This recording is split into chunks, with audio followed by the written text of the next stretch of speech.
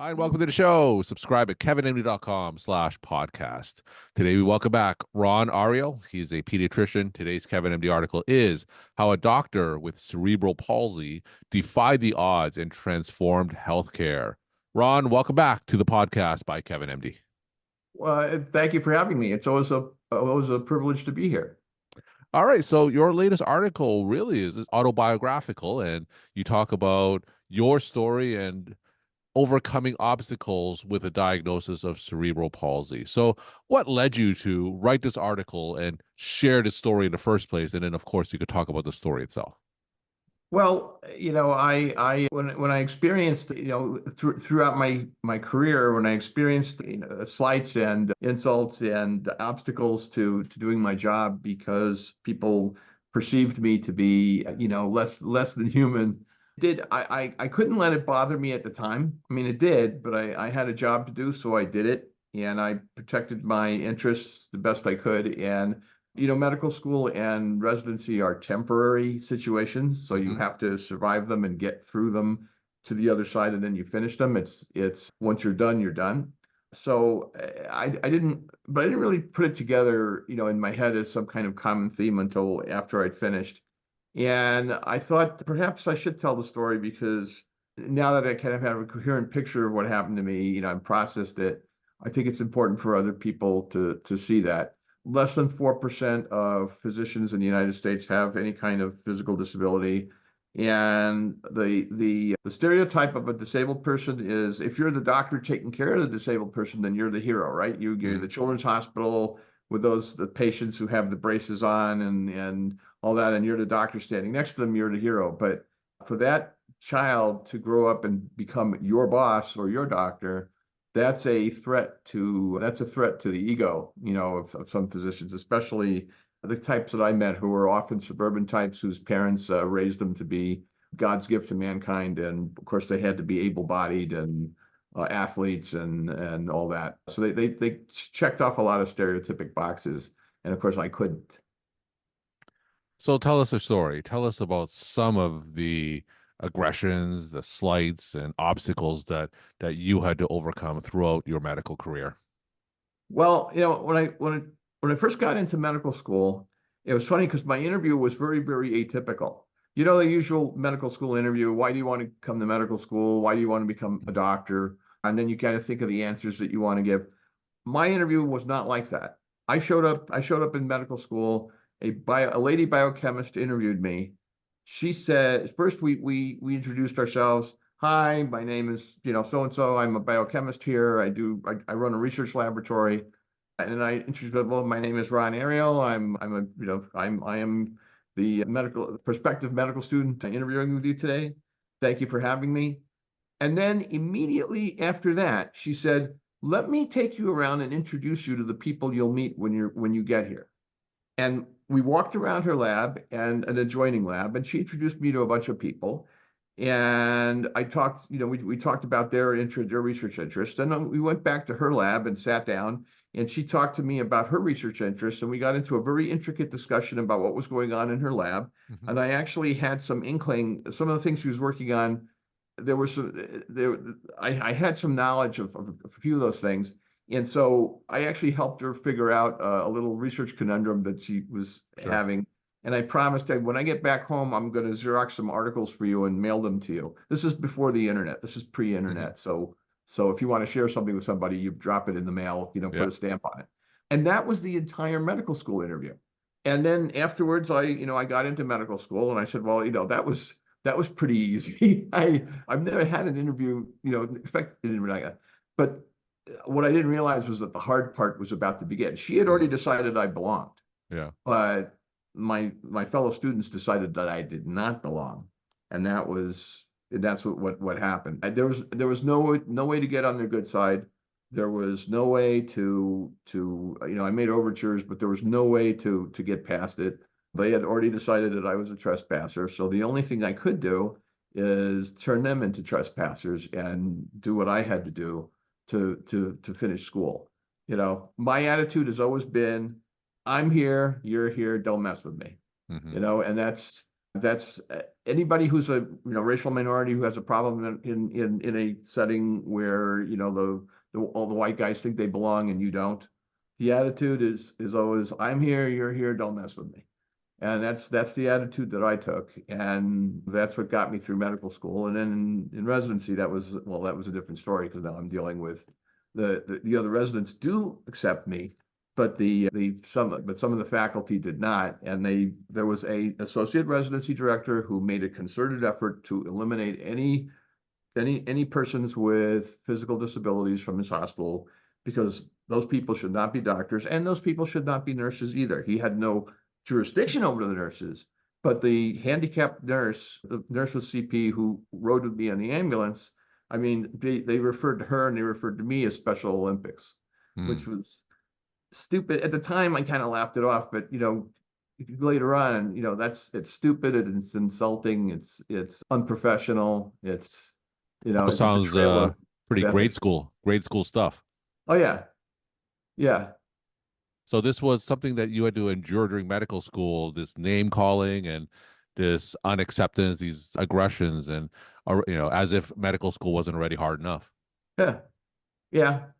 That's medical school is very difficult. And what I noticed also is that there were a handful of black students, for example, in medical school. Vast majority of students there were white suburban students from affluent families. There were a few black students, or a couple of Asian students, and the groups that were isolated stayed isolated to themselves. The black students kept to themselves, the Asian students more or less kept to themselves. And there was nobody like me, so Hmm. I kept to myself because there was only one. So that was it. How difficult Um, was it for you to do that? Just being literally by yourself because there was no one that you could identify with over there. well, it was very difficult. But what I realized is that if I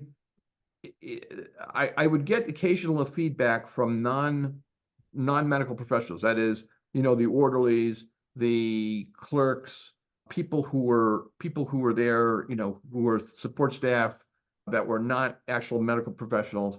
And I would get occasional comments from them that I was inspiring them. I was very inspiring to walk around having this handicap and being a medical student, later a resident. So that gave me some encouragement. I realized, okay, so I'm modeling for somebody. And there was one person, she was a physical therapy student there who shared, she had an apartment, in the same building that I did. And she helped keep me sane because she saw me, she said, "Oh, cool, physical, cerebral palsy. I'm a physical therapist. Great, you're going to be my homework." So I walked on graph paper for her, and I worked on, was it actually the copy paper that Hmm. she used for gait analysis. So I became her homework. The other PT students examined each other for homework, and she examined me for homework. So she turned in the best homework. But she kept me sane. All Yeah. right. We became friends, and she kept me sane, and she was my only friend basically in that whole place. And she didn't have a very high opinion of the other medical students. And you wrote in your story that this discrimination didn't stop once you got out of medical school. It No, persisted with you throughout your career. no, that's right. As you know, and you've been through it, after medical school, a computer matches you to Hmm. a residency program based on their ranking, based on your ranking. So I had no choice. I had only limited choice of where I would go. I was assigned to a residency, so I saluted and I showed up at that residency. It was a suburban, it's kind of semi-suburban residency, kind of at Yeah. the edge of a big city. And so there were a lot of suburban attitudes there. There were still some, bad racial attitudes. So the Medicaid clinics, they kind of, the house officers looked down on some of the patients because of their socioeconomic levels. I didn't, because I'm used to living, and working around all kinds of people and all kinds of socioeconomic levels. And so and now the house officers respected me, the other residents respected me, but the associate residency director had just taken over, and he said, "This is the standard. This is what we're going to be doing. You can't meet the standard because he didn't say it in so many words, but he my physical handicap was a big no-no for him. The first year I did have a problem. A legitimate problem, which was like kind of a scattershot. I didn't have good time management. I didn't have good organization, so I had to work on that because that did create problems, and that's my responsibility, not the residency programs. So it took me a while to fix that, but by then he said, "Well, I'm done. I'm done with you." And so, there was no good side to get on. So I just did the best job that I could. I think that by the time I was in my third year, I was a clear choice for chief resident. Hmm. I that sounds arrogant maybe, but I had checked every box and done everything that someone who is a leader among the program would do. But as you know, selecting chief residents, that's a very subjective thing. There's a Hmm. lot of likability, there's a lot of Hmm. who's politically popular, and that's the person who's going to get picked, not necessarily the person who's the best qualified. That said, our program did have some excellent chief residents, but I wasn't. He sure as hell wasn't going to pick me Mm. because I was disqualified because of this arm and that leg and his stereotypes and his cruelty, and he enjoyed it. And even after you finished and became attending, some of your fellow attending colleagues still discriminated against you. You still experience stories like this, right? Yeah. Oh yeah. Yeah. There were some attendings, when I went on through my career, there were some attendings who supported me and some attendings who didn't.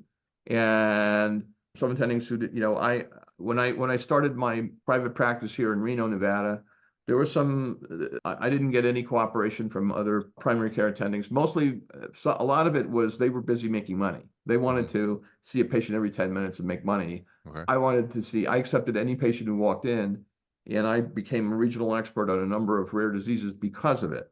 Hmm. So while I was working, I was putting in 15-hour days in the clinic. They were going home at 5:30 or 6 o'clock to see their families and go out to dinner and have a nice social life. And so I was seeing the toughest patients, but I was becoming a much stronger doctor for it. Hmm. And my reputation was, if you were really sick, you came to see me. So intensive care units would send me their patients instead of some of the doctors who take care of more affluent patients. So, but I had to be satisfied with what I was doing the right thing. I was doing what I felt to be real doctor work, real medical Hmm. work. And so that's what I decided to do. And in the end, you make your career what it is. And I worked within the limitations that I had. And, if I had had a lot of money, if I'd been born to a lot of money, money can insulate you from a lot of these things. If you walk in, if you come in from a very wealthy family, you can buy into a hospital and you can appoint yourself chief of staff Yeah. because money talks.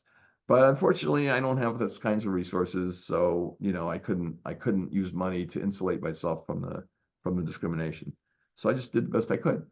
So tell us how your story and all these obstacles and discrimination that you overcome, how has that made you into the physician that you are today? How has that influenced your medical career?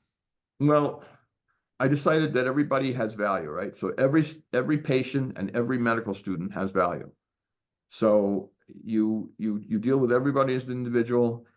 Everybody has shortcomings. I do, yeah, too. And you try to help each person in the best way that you can within that person's reality. So I would take any patient into the office with any kind of condition and try to make it better. I would take any medical student from any background and try to make that medical student better. And so I would, if I had stereotypes, because we all have stereotypes in our heads. If I had a stereotype in my head, I would try to confront that and get rid of that. So I would learn something new from the person in front of me. Medical students, other residents, parents, patients themselves, they all taught me something. Everybody taught me something. I'm as an attending physician, I'm not the one teaching everybody else Hmm. exclusively. It's not a one-way street. I'm teaching somebody else, and they're coming back and they're teaching me. So I learn from all kinds of people at all kinds of levels, and I try to stay humble. That's what it meant for me. So, what kind of advice do you give to other medical professionals who need to advocate for themselves in the face of injustice? because this, as you know, happens every single day in every single setting in every single venue. Tell us Yeah. the types of advice that you could share with these physicians who are facing injustice. Well, first of all, you have to be as competent as you possibly can be. So you Mhm. study and you learn and you focus on doing your craft, your job as the best you can so that your reputation becomes someone who really knows what he, she, they is doing. And so that's number one. And number two, always stay humble and learn from everybody and try to attract friends and supporters based on your honesty and your willingness to learn. If you can make allies, then you can make your situation a little easier. It's always good to have friends, Mhm.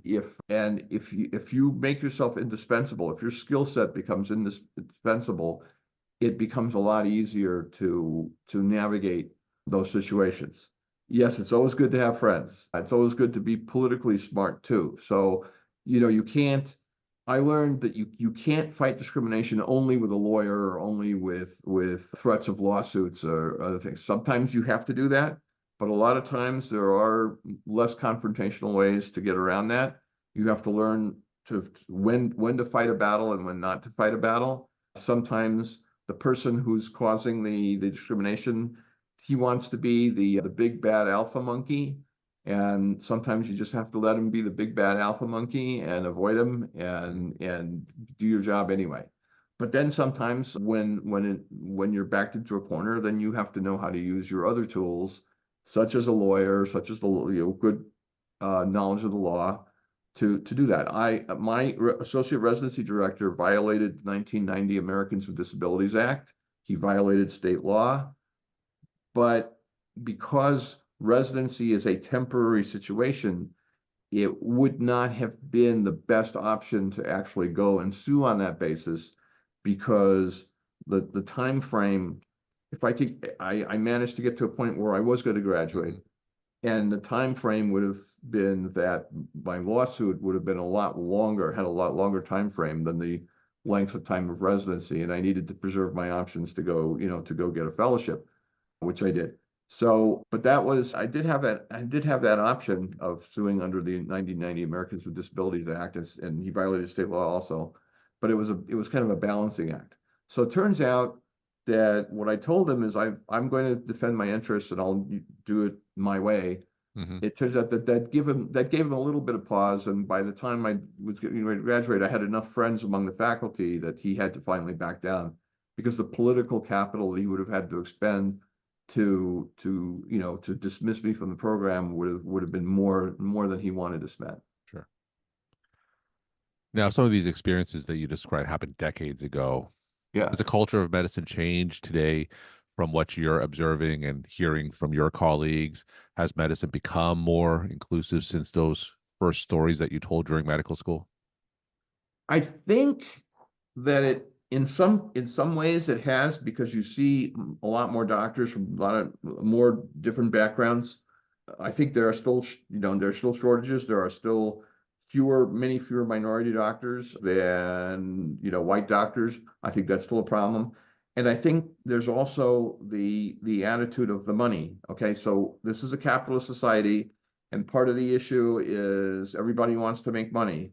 And so the hunt for money is still an obstacle to making medicine a little more inclusive. Okay, especially primary care doctors, our system is designed to reward specialists, and primary care doctors are still are hunting around to make their minimum $200,000 a year salary, and they're neglecting patients in order to maintain that income. And the specialists are refusing to see patients unless they make their $400,000 a year. So the hunt for money is interfering, in some cases, interfering with that because now we're talking about money instead of treating patients, and that also tends to enhance the those stereotypes. It tends to reinforce the stereotypes rather than our spending time breaking them down. We're talking to Ron Aryel. He's a pediatrician. Today's Kevin MD article is How a Doctor with Cerebral Palsy Defied the Odds and Transformed Healthcare.